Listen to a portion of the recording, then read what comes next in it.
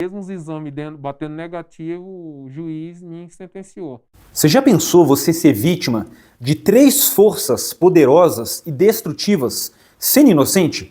Esse cara foi vítima do feminismo, do Estado feminista misândrico, ele foi vítima do Estado brasileiro corrupto, sem relações diretas com o gênero, e depois ele quase foi vítima do crime organizado. Olha só a história do Damasceno, que é um borracheiro, um herói, tá? É uma saga, ele conseguiu se safar, mas o caso dele nos deixa em alerta sobre os perigos que os homens podem correr. Porque além da gente já viver em um narco-estado, né, dependendo de onde você reside, com leis próprias e draconianas, um estado corrupto e ineficiente, e a gente ainda tem os tentáculos do feminismo, que vão dar para uma mulher o poder de, com a sua palavra, destruir a vida de um homem. Olha só, a história já começa, né? Parece filme de terror da vida real e é. Começa com o cara se separando e não tendo lugar para morar. Então ele se separa da ex-mulher e vai ficar num galpão onde ele vai trabalhar de vigia.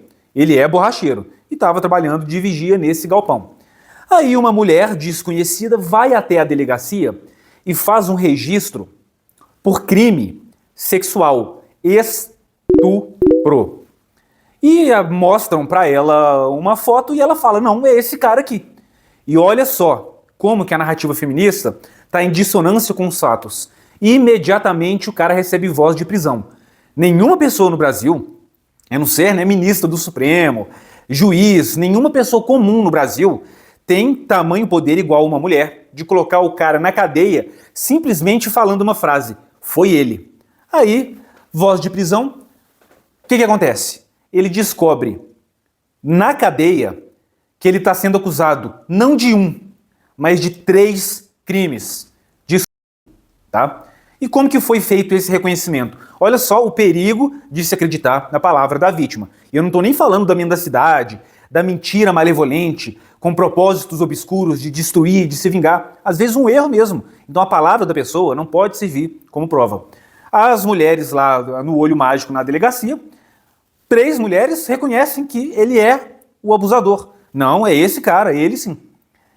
Para piorar a situação, meus amigos, cavalheiros e senhoritas, ele descobre que não vai poder responder o processo em liberdade até que mais apurações sejam feitas, porque ele também está sendo acusado de cometer homicídio no Maranhão, um lugar que ele nunca nem esteve, né? Aí o próprio Estado conseguiu, nesse caso, nessa acusação de homicídio, solucionar lá o erro deles e depois de muito tempo, muita batalha, né, tendo que ter muita fé, afinal de contas não é todo dia que você é acusado de 4 crimes, 3 deles de violar a integridade de uma pessoa do sexo feminino, porque são crimes que têm consequência no Estado e fora dele, né? Provada a sua inocência, ele ainda ia ter que lidar com outro problema fora da cadeia. Mas eu queria chamar a atenção para uma coisa bem curiosa. As provas materiais, o DNA, era negativo, não batia.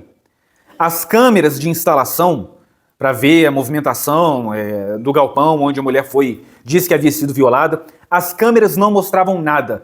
E ainda assim, como vocês viram no início do vídeo, Damasceno disse que o juiz o sentenciou, né? Então olha só, onde a gente chegou. E não é a primeira vez que acontece algo assim, quando todas as evidências sugerem o contrário, a palavra da mulher consegue ter mais peso do que todo o resto, né? É como se as pessoas não se equivocassem ou mentissem intencionalmente. Então Damasceno sai da cadeia e agora, livre daquele fardo e daquela injustiça, ele tem que andar desconfiado, com medo, olhando para os lados, porque o crime organizado, ciente do que ele foi acusado, queria fazer justiça com as próprias mãos. Vocês têm noção do perigo que é ser acusado de um crime desses hoje em dia? E para finalizar, vou colocar o vídeo de um advogado, tá? Do Matheus, que eu já coloquei aqui em outras ocasiões, e fazer um comentário breve. Quando eu fiz o meu mochilão, eu estava no Parque Estadual da Pedra Branca. E lá são voluntários. Voluntários que vão trocar serviço a troco de hospedagem e, às vezes, comida. Para você poder viajar ao Brasil gastando pouco, né?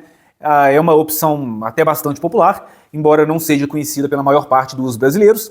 E lá no Parque Estadual da Pedra Branca, era um acesso de 1,1 km por quase uma trilha, né? Era uma estrada, mas assim, bem íngreme, bem alcantilada, e era como se fosse 4 km de reta. Sem poste, no meio do mato mesmo, em uma zona de amortecimento e tinha uma voluntária nova que havia chegado lá, descontente com algumas questões pertinentes às tarefas, ao que havia sido combinado com a anfitriã. Eu mesmo era voluntário e houve um momento em que eu fiquei sozinho com ela lá em cima, né? Ela na barraca dela, eu na minha, né? A cozinha era comunitária e estávamos apenas eu e ela. E ela já havia demonstrado sinais de que era uma pessoa simpática ao feminismo e eu, tendo ciência do que pode acontecer, sabendo das coisas que eu mostro para vocês aqui no canal, eu fiquei com muito receio. Não vou usar o adjetivo apavorado, que não foi tanto, mas eu fiquei com receio, aquele receio lá no fundo, dela me acusar de alguma coisa. Lá no meio do nada, no meio da escuridão, ia ser minha palavra contra a dela. Eu poderia, além de enfrentar questões legais, questões com a própria plataforma. Felizmente nada disso aconteceu, mas é uma preocupação que muitos homens têm tido, à medida que a gente fica mais consciente do perigo de uma falsa denúncia, seja por malevolência, de maneira deliberada ou por engano, como no caso do Damasceno. E muitas mulheres, elas não conseguem acreditar ou se colocar no lugar do homem, do mesmo modo que existe, sim, o medo da mulher de andar na rua à noite e ser vítima de um crime sexual, o que é perfeitamente aceitável. Os homens têm ficado com receio de ficarem sozinhos em ambientes com mulheres por causa de acusação falsa. Professores em uma sala de aula, eu no meio do mato com uma pessoa que eu não conhecia, que era simpática ao feminismo, né? Um cara sozinho num galpão. Então os homens têm estado com receio de ficarem a sós com mulheres e crianças por causa dessa misandria. E é muito raro a mesma acusação ser feita contra uma mulher. Então isso poderia sim ser considerado uma opressão de gênero, a partir do momento que a gente sabe que mulheres abusam também de homens, de crianças, de pessoas em vulnerabilidade, mas as denúncias caluniosas são quase que majoritariamente contra o sexo masculino. Fica com o vídeo do Matheus, comenta aí pra mim, você tem esse receio? Ou você acha que talvez isso seja um exagero da Red Pill? Às vezes a pessoa fica muito fixada no assunto, ou você acha que é uma preocupação real do homem não querer ficar sozinho em um ambiente fechado com uma mulher? Valeu, se inscreve e até a próxima. Sabe aquela sua parente menor de idade que às vezes dorme na sua casa? Às vezes nem é parente, é uma amiguinha da sua filha.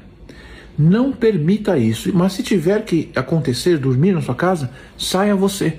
É uma questão de precaução. Exagerado isso, não é? Não, não é. Qualquer fala dela pode te levar a responder um processo por ser vulnerável.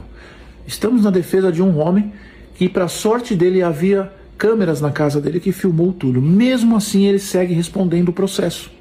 Preste atenção. Ele estava passando do quarto para o banheiro à noite, a menina estava dormindo no colchão no chão, ele esbarrou nas pernas dela. Isso foi filmado. Ela se sentiu lesada, contou para a mãe, houve a denúncia, enfim. Tenha precaução. Eu sou Matheus Machado, seu advogado.